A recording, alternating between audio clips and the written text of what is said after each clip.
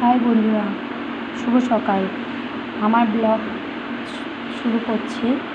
তা আজকে শ্রাবণ মাসের তৃতীয় সোমবার। আমি প্রত্যেকটা সোমবারই করি।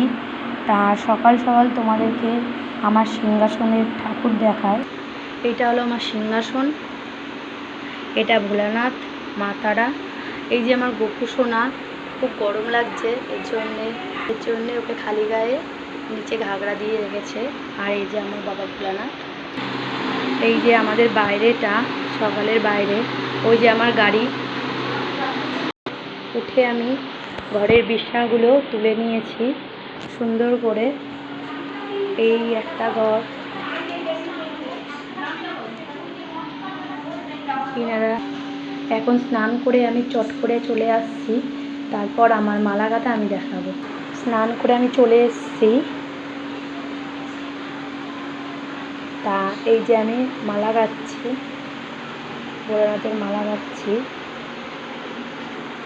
তোমরা সবাই জিজ্ঞেস করতে পারো যে এইটা কার ঘর। এইটা ঠাকুর ঘর, আর এখানে একটা খাট আছে। এখানে আমার বাবা থাকে মাঝে